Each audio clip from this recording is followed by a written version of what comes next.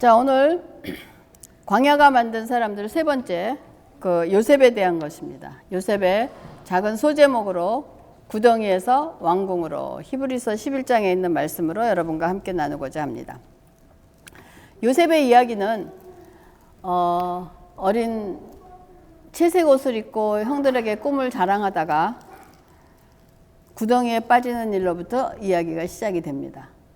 그래서 아마 요셉의 삶은 이렇게 돌아보면 사랑받던 어린 시절이 있었고, 그 시절을 지나서 이제 형들에게 구덩이에 던져졌고, 그다음에 애굽으로 팔려갔고, 또 애굽에 팔려가서 보디발의 집에서 노예를 살다가 억울한 누명을 쓰고 감옥에 갇힙니다.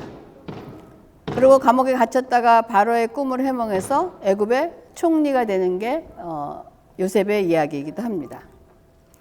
그래서 많은 사람들이 인생의 밑바닥까지 내려갔다가 정상의 자리로 올라온 요셉의 성공 신화를 자신의 삶에 대입하고자 하지만, 많은 사람들이 총리가 되는 것에 대한 것으로 자기 인생에 대입해보지만 총리가 되기까지 겪어야 할 상황에 대해서는 자기에게 대입하려고 하지 않습니다. 그래서 이 요셉 이야기의 핵심은 그가 어떻게 꿈을 이루어 총리가 되었는가가 아니라, 성경에서 요셉이 총리가 된 이야기는 결말이 아니라 이야기의 시작이라는 거예요. 하나님께서 하시고자 하는 말씀은 요셉의 성공 신화 같은 인생 이야기가 아니라 하나님 나라가 어떻게 이루어져 가는가에 있기 때문에, 요셉 이야기의 중심은 요셉이 아니라 요셉을 사용하시는 하나님이십니다. 그렇기 때문에 우리의 인생에도 우리의 인생의 주인공은 우리 자신이 아니라 우리를 사용하시는 하나님이신 것을 자꾸 인식하시며 갈 수 있기를 바라겠습니다. 그렇기 때문에 요셉의 이야기의 주제는 성공을 이루는 개인의 꿈, 성취가 아니라 구원이라는 하나님의 언약의 성취라는 것입니다. 그런데 우리는 항상 노예로 팔려간 요셉이 애굽의 총리가 되어 정상의 자리에 올라가는 이야기에만 꽂혀 있지 않은가 한번 우리 자신을 돌아볼 수 있기 바랍니다. 요셉이 꿈을 꿨습니까? 아니면 하나님이 요셉에게 꿈을 주셨습니까? 요셉이 노력해서 인생의 정상의 자리에 올랐습니까? 아니면 하나님이 그 자리에 올라가게 하셨습니까? 요셉이 형통한 자가 되어 잘 먹고 잘 살았는가? 아니면 하나님이 당신의 구원 계획을 이루기 위해 요셉으로 하여금 애굽의 총리가 되게 하셨는가? 이 질문에 대한 올바른 답을 할 수 있는 저와 여러분이 되기를 바랍니다. 아마도 요셉에게 어떻게 성공할 수 있었는지 물어본다면 요셉은 별로 할 말이 없을 것 같습니다. 그가 노력해서 그 자리에 올라간 것도 아니고 노력을 해서 얻은 성공도 아니기 때문입니다. 요셉에게 일어난 일은 뭐예요? 꿈 자랑하다가 구덩이에 빠졌고 노예로 팔려갔고 감옥에 갔고 그냥 꿈 해몽했고 이러한 일밖에 없었기 때문에 이것이 성공 사례, 성공 신비 이런 것을 얘기할 만한 것이 없었을 것입니다. 창세기 39장에 보면 여호와께서 요셉과 함께 하심으로 그가 형통한 자가 되어 그의 주인 애굽 사람의 집에 있으니 그의 주인이 여호와께서 그와 함께 하심을 보며 또 여호와께서 그의 범사에 형통하게 하심을 보았더라. 9절에 이 집에는 나보다 큰 이가 없으며 주인이 아무 것에도 내게 금하지 아니하였어도 금한 것은 당신뿐이니 당신은 그의 아내임이라. 그런즉 내가 어찌 그 큰 악을 행하며 하나님께 죄를 지으리까 라고 얘기하는데, 요셉의 이야기에 보면 요셉이 하나님께 기도했다, 하나님을 찾는 장면이 성경에는 그렇게 나와 있지 않습니다. 하지만 요셉이 이런 어려운 역경의 과정을 지나갈 때 요셉이 하나님을 의식하고 살았다는 것을 우리가 알 수가 있습니다.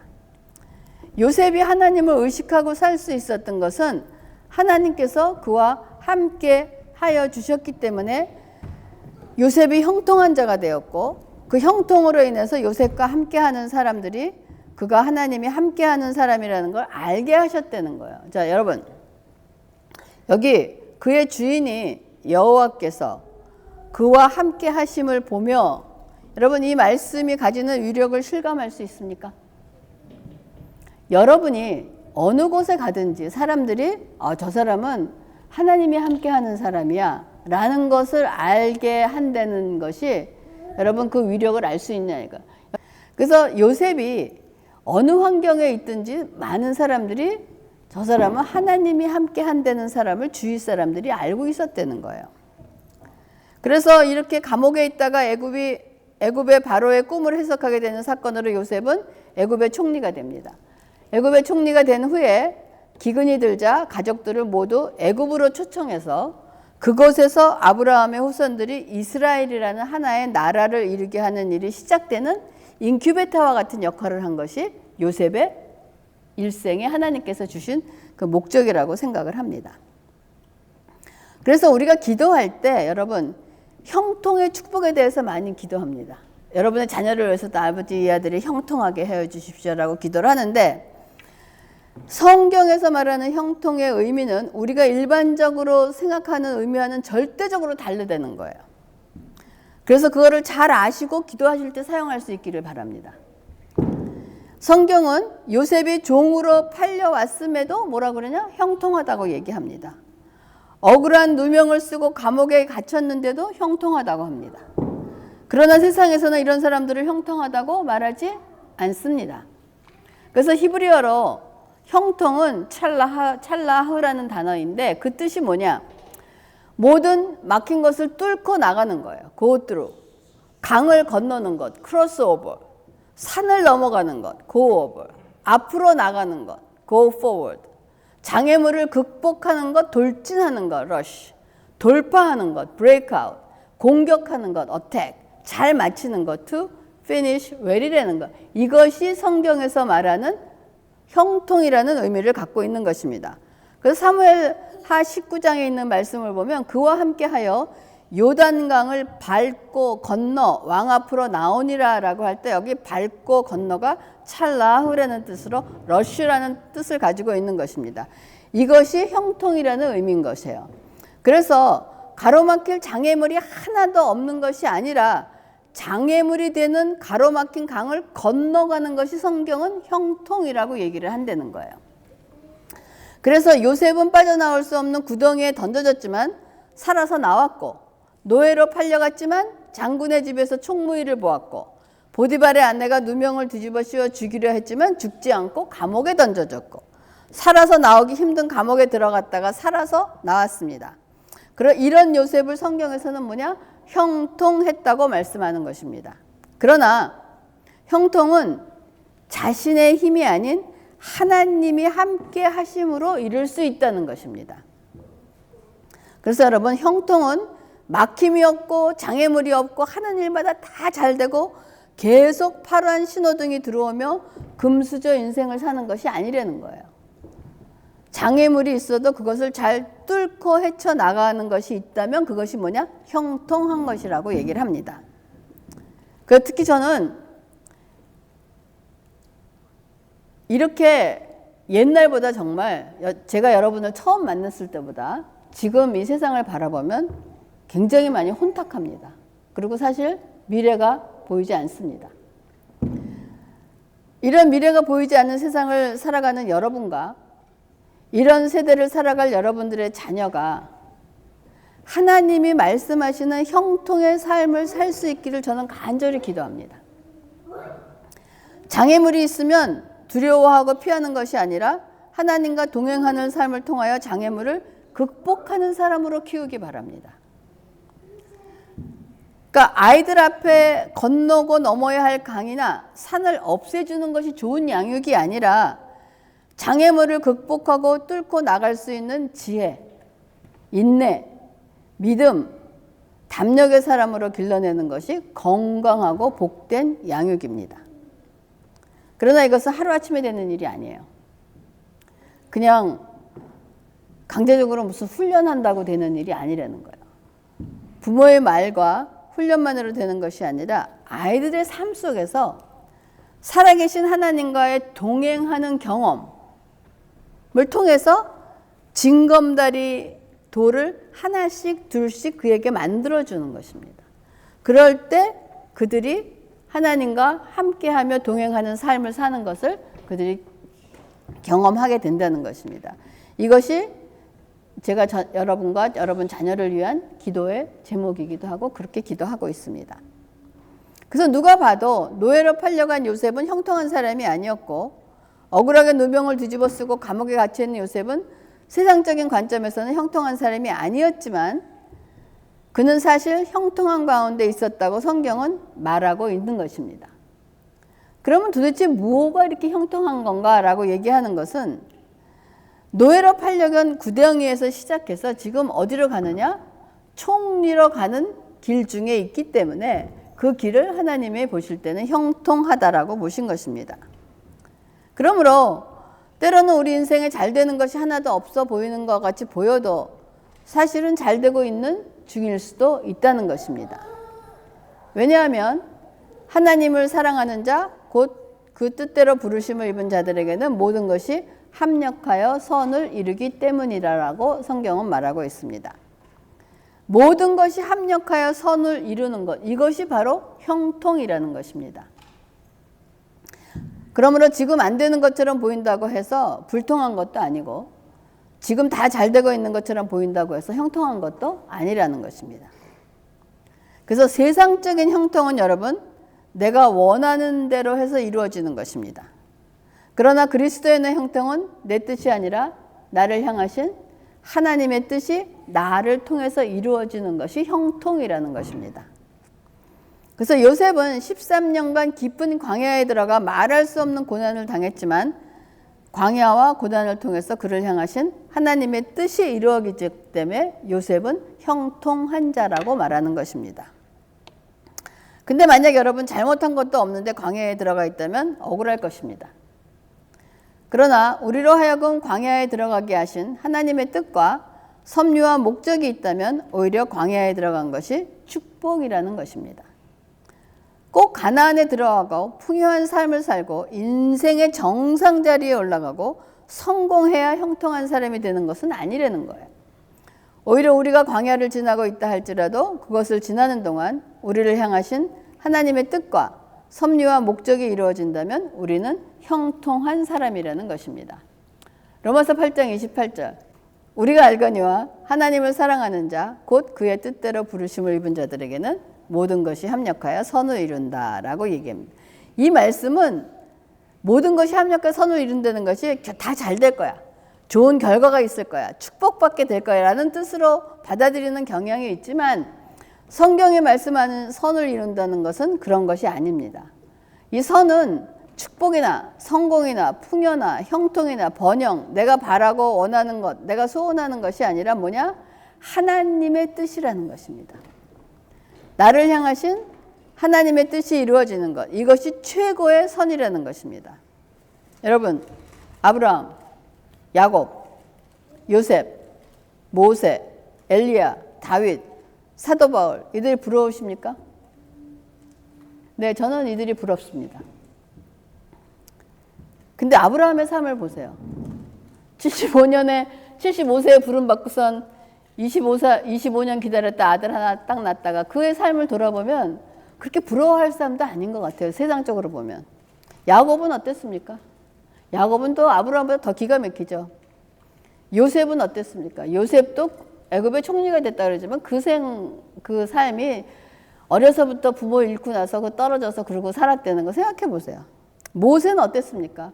걔는 어려서부터 갈대상자에 둥둥 떨어졌다가 그냥 들어가서 재웠다가 그 모세의 삶도 보면은 만만치 않아요. 다윗은 또 어땠습니까? 다윗도 파란만장했습니다. 사도 바울은 또 어땠습니까? 그래서 이런 거를 보면 이런 삶도 부러운가 하는 생각이 드는데 우리의 삶이 이들의 삶에 비하면 정도의 차이는 좀 있지만 다 이렇게 살고 있는 것이 그리스도인의 삶이고 또 세상을 살아가는 사람들의 삶의 내용이 아닌가 그런 생각을 합니다. 그래서 로마서 8장 32절에 모든 것이 합력하여 선을 이룬다고 사랑하는 자에게는 모든 것이 합력하여 선을 이룬다고 하는데 그러면 하나님이 사랑하시면 도대체 우리에게 뭘 주시겠냐 이거야. 로마서 8장 32절에 자기 아들을 아끼지 아니하시고 우리 모든 사람을 위하여 내주시니가 어찌 그 아들과 함께 모든 것을 우리에게 주시지 아니하겠느냐. 아들까지 주신 분이 우리를 위해서 모든 것을 우리에게 주시지 않는겠냐. 그럼 도대체 무엇을 주시기를 원하느냐 이거예요. 우리가 원하는 것 생각과 하나님이 주시고자 하는 것이 내용이 다르다는 것에 큰 차이가 있습니다. 35절에 보면 누가 우리를 그리스도의 사랑에서 끊으리요 환난이나 공고나 박해나 기근이나 적신이나 위험이나 칼이냐라고 얘기합니다. 성경은 하나님이 사랑하는 자에게도 환난이나 공고나 박해나 기근이나 적신이나 위험이나 칼이 가해질 수 있다고 얘기하는 것입니다. 그러나 하나님은 그 모든 고난을 견뎌내고 이길 수 있는 은혜를 주시는 거기 때문에 그래서 결단코 하나님에게서 떨어져 나가지 않는다라고 말씀을 하고 계십니다.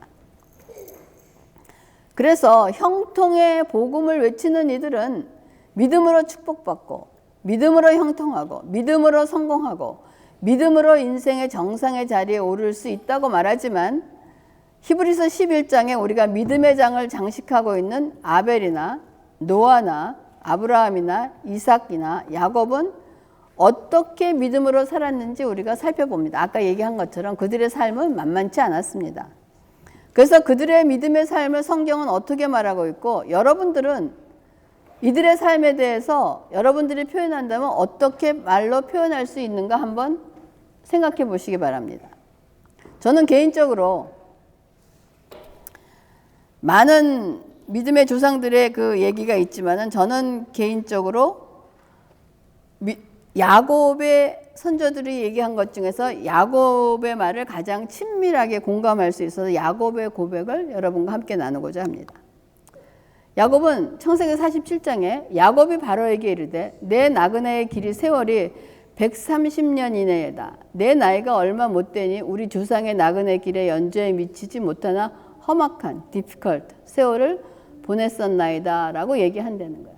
저도 짧은 인생이지만은 이제 70을 바라보면서 내 인생을 돌아본다 그러면 험악한 세월을 보냈던 것 같아요. 여기서 difficult 험악한 세월이라는 것은 비참하다는 것이 아니고 만만치 않았다는 것입니다. 왜 만만치 않은가? 왜 우리의 인생이 그리스도인의 삶이 만만치 않은 이유는 저는 개인으로 그런 생각을 합니다. 그리스도인으로 저희의 모든 삶은 나의 옛사람을 벗어버리고 하나님의 성품을 닮아가는 과정이라고 생각하기 때문에 제 인생의 삶이 만만치 않다는 거예요. 단지 사업에 실패했거나 뭐 시험에 낙방했거나 관계에서 실패했거나 경쟁에서 밀리거나 이렇게 했기 때문에 험악한 세월을 보내는 것이 아니라는 것입니다. 저도 성공한 때가 있었고 또 시험에 합격한 때도 있고 좋은 일도 있고 기쁜 일도 많이 있었습니다. 그러나 이런 기쁘고 좋은 일이 전혀 없기 때문에 험악한 세월을 보냈다는 것이 아닙니다. 그래서 야곱의 인생을 보면 자신이 사랑하고 아꼈던 라헬과 요셉을 자기의 마음으로부터 내려놓고 마지막 베냐민까지 내려놓을 때 오직 하나님을 바라보기 위해서 겪어야 했던 그의 과정을 한번 인생의 과정을 한번 생각해 보십시오. 얼마나 험악하고 힘들었던가. 우리의 삶이 가장 험악하고 디피컬트한 것은 뭐냐면 저는 그렇게 생각합니다. 자신과의 싸움입니다. 제일 험악한 싸움은 자신과의 싸움이라는 생각을 한다는 거. 내 자신과의 싸움이 가장 인생에서 힘들고 어려운 싸움이라는 것입니다. 그렇기 때문에 히브리서 11장 39절에서 40절에 보면 이 사람들은 다 믿음으로 말미암아 증거를 받았으나 약속된 것을 받지 못하였으니 이는 하나님이 우리를 위하여 더 좋은 것을 예비하셨은즉 이라고 얘기합니다. 히브리서 11장 믿음의 장 마지막에 나오는 말로 해서 마지막에 나오는데 믿음의 사람들은 믿음으로 증거를 받았지만 약속된 것을 받지 못했다는 것은 세상에서 눈에 보이는 그 무엇으로 하나님의 약속을 누리지 못했다는 것입니다. 그래서 아브라함은 많은 자녀와 눈으로 보이는 데까지 모든 땅을 약속받았지만 자녀는 이삭 하나, 그리고 아브라함은 평생 집 한 채도 없었습니다. 그런데 이렇게 약속된 것을 받지 못한 이유가 뭐라 그러냐면 40절에 그렇게 눈에 보이는 것을 약속받지 못한 이유가 40절에 보면 하나님이 우리를 위하여 더 좋은 것을 예비하셨기 때문이라 라고 얘기를 합니다. 하나님께서 예비하신 우리를 위하여 더 좋은 것이 무엇인가 아브라함이 말하고 있는데 히브리서 11장 8절에서 10절입니다. 믿음으로 아브라함은 부르심을 받았을 때 순종하여 장래의 유업으로 받을 땅에 나아갈새 갈 바를 알지 못하고 나아갔으며 믿음으로 그가 이방의 땅에 있는 것 같이 약속의 땅에 거류하여 동일한 약속을 유업으로 함께 받은 이삭 및 야곱과 더불어 장막에 거하였으니 이는 그가 하나님의 계획하시고 지을 터가 있을 성을 바랐습니다. 아브라함이 말하는 더 좋은 것은 하나님이 계획하시고 지을 터가 있는 성, 이것이 무엇입니까? 영원한 하나님 나라의 상속자로 그 나라에 궁극적으로 하나님께 함께 거한다는 것입니다. 아브라함도 하나님의 부르심에 순종하여 나갔지만 처음에는 이 사실을 안 것은 아닙니다. 우리도 예수 믿고 처음 신앙생활을 할 때 눈에 보이는 것을 얻기 위해서 얼마나 많은 애를 썼는가 한번 돌아봅니다.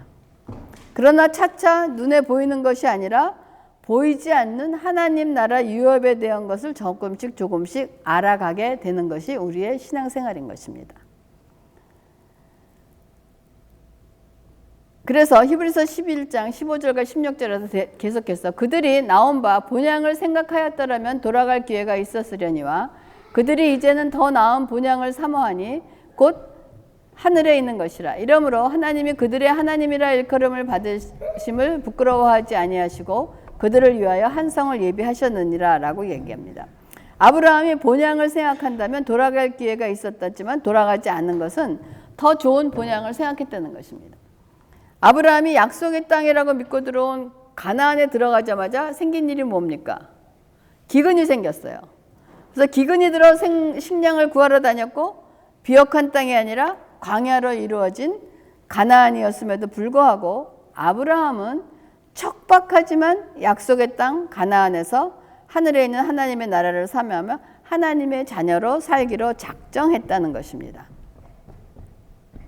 그러므로 우리 그리스도인들은 이 땅의 것을 바라고 사는 사람이 아니라 나그네와 같은 삶을 살면서 언제라도 떠날 준비를 하고 사는 사람들입니다. 그러기에 여러분 다른 사람들과 비교하지 말고 여러분 주신 것에 감사하고 주신 만큼 살고 현재에 충실하며 살 때 우리의 발걸음을 인도하실 줄 저는 믿고 오늘을 살고 있습니다. 이것이 우리의 정체성입니다. 그래서 히브리서 기자는 다시 한번 확실하게 말하기를 히브리서 11장 13절에 14절 이 사람들은 다 믿음을 따라 죽었으며 약속을 받지 못하였으되 그것들을 멀리서 보고 환영하며 또 땅에서는 외국인과 나그네임을 증언하였으니 그들이 이같이 말하는 것은 자기들이 본향 찾는 자임을 나타냄이라. 이 성경에 나온 우리 조상의 믿음의 조상들은 다 믿음을 가지고 살다가 죽었습니다. 그러나 이 땅에서는 약속을 받지 못했고 오히려 믿음 때문에 고난을 받았습니다. 그리고 이 땅에서는 외국인과 나그네 같은 삶을 사는 자로 살았던 이유가 그들의 삶을 통하여 하늘의 본향, 아버지의 집을 바라고 사는 사람들이라는 것을 삶으로 보여주었다는 것입니다. 이 요셉의 삶이 웅덩이에 빠지면 이거 끝인가 그러면 더 큰 웅덩이에 빠지고 또 빠지고 하는 그렇게 되다가 결국은 왕궁으로 인도되어지는 삶을 살 때 왕궁으로 인도되어지는 삶이란 하나님의 뜻을 이루는 삶이라고 말할 수가 있는 것입니다. 그래서 우리도 광야와 같은 인생의 구덩이에 빠졌다가 건져지는 삶을 살면서 우리의 본향에 합당한 사람이 되어가면서 한 걸음씩 한 걸음씩 본향을 향해 걸어가고 있음을 여러분 하나님께 감사를 드립니다. 그리고 제가 말씀드린 이러한 삶을 대표적으로 보여주신 분이 예수님이십니다. 하늘의 영광을 버리고 이 땅, 하늘과 비교하면 비교할 수도 없는 웅덩이가 뭡니까? 시궁창 같은 이 세상, 이 땅에 오셔서 하늘의 영광의 나라 왕궁으로 가는 길을 우리에게 열어주셨습니다. 지금 우리가 그 길을 따라 살아가고 있는 것이고 형통의 길을 걷고 있는 사람들입니다. 이제 대강절이 시작되었습니다. 지금 우리의 삶의 위치에서 하나님께서 원하시는 일이 무엇인가를 깊이 돌아보는 대강절이 되고 은혜가 되는 대강절이 되기를 주님의 이름으로 부탁하며 축원합니다. 기도하겠습니다.